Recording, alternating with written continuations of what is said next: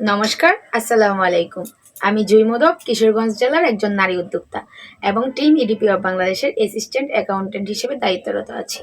সম্মানিত ভিউয়ার্স, আজকে আমি টিম ইডিপি অফ বাংলাদেশ কর্তৃক পরিচালিত ইডিপি অনলাইন শপের নিজস্ব পণ্য দেশি গরুর খাঁটি দুধের তৈরি ঘি কিভাবে আমরা বাড়িতে তৈরি করি সেটি ভিডিওর মাধ্যমে আপনাদের সাথে শেয়ার করব।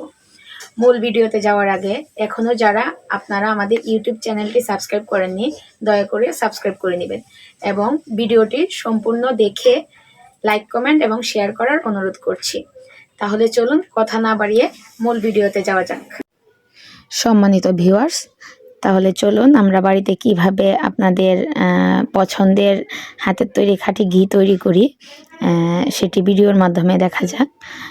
প্রথমত আমরা দুধের সর নিয়েছি, অল্প পরিমাণে নিয়েছি, এটা আপনাদেরকে দেখানোর জন্য। তো প্রথমত আমরা একটা ইলেকট্রিক বিটারের সাহায্যে এটাকে ভালোভাবে ব্লেন্ড করে নিচ্ছি। এটা ততক্ষণ পর্যন্ত ব্লেন্ড করতে হবে যতক্ষণ পর্যন্ত সরটা ভালোভাবে মিশে না যায়। তার পরবর্তীতে আমরা এটাকে ঠান্ডা পানি দিয়ে ভালোভাবে ধুয়ে নিব এবং এটা প্রায় 5 থেকে 7 বার ধুইতে হবে। কারণ এটা যত পরিমাণ আমরা ওয়াশ করব তত পরিমাণ ঘিটা ফ্রেশ হওয়ার সম্ভাবনা বেশি। তো ঘির যে একটা ভালো যে একটা খাঁটি ঘি, এটা কিন্তু অনেকটা এই মাখনটা ধোয়ার উপরেই নির্ভর করে। ঠিক আছে, তো আমি অলরেডি 5-7 বার ধুয়ে ফেলেছি, আরও 2 বার আপনারা লক্ষ্য করছেন যে এখনকার পানিটা কতটা স্বচ্ছ। হ্যাঁ, তো এখন মাখনটাও কিন্তু একদম তার যে একটা শেপ থাকে মাখনের, ওই শেপে চলে এসেছে। আপনি যত পরিমাণ এটা ওয়াশ করবেন তত পরিমাণ ফ্রেশ মাখন পাওয়া যাবে।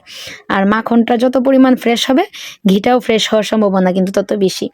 তো এখানে একটা বিষয় ঘিয়ের ক্ষেত্রে যে মাখনটা ধোয়ার উপরেও কিন্তু ঘিয়ের যে ফ্লেভারটার কিংবা ঘিয়ের যে স্বচ্ছতাটা, এটা কিন্তু অনেকটা নির্ভর করে।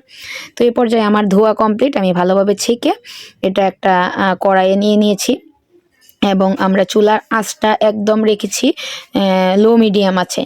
একদম বেশি পরিমাণ আঁচ কখনোই ঘিয়ের ক্ষেত্রে ইউজ করা যায় না, কারণ ঘি যদি পুড়ে যায়, অধিক জাল দিয়ে যখন আপনি ঘি জাল করবেন তখন কিন্তু ঘিটা পুড়ে যাওয়ার সম্ভাবনা বেশি।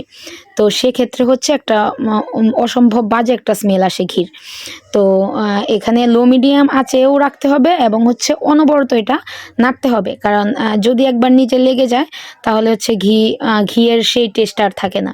আর ঘি কখনোই অতিরিক্ত জাল দেওয়া যায় না। একদম ঘিয়ের যে খাসটা, ওটা একদম যখন বাদামি হয়ে আসবে তখনই এটা নামিয়ে নিতে হবে চুলা থেকে। তো আমি অলরেডি চুলার আঁচ বন্ধ করে দিয়েছি। আমার ঘি তৈরি হয়ে গেছে। এখন আমি এটা ঠান্ডা হওয়ার জন্য ওয়েট করতেছি। এই পর্যায়ে ঘি ঠান্ডা হয়ে গেছে। আমরা এখন একটা পাত্রে ছাঁকনি দিয়ে ভালোভাবে ছেঁকে ঘিটা ঢেলে নিচ্ছি। আর এটা পরবর্তীতে যখন ঘরে থাকবে তখন এটা একদম আপনারা যে হাতে পান ওরকম হবে। তো অসংখ্য ধন্যবাদ সবাইকে এতক্ষণ পর্যন্ত আমার ভিডিওটা দেখার জন্য। আপনারা যারা ইডিপি অনলাইন শপের মাধ্যমে ঘি ক্রয় করে থাকেন তাদেরকে আমি চেষ্টা করি যে একদম সম্পূর্ণ 100% খাঁটি ঘিটা আপনাদের হাতে পৌঁছে দেওয়ার জন্য।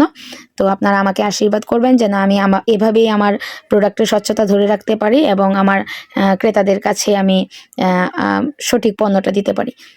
ধন্যবাদ সবাইকে।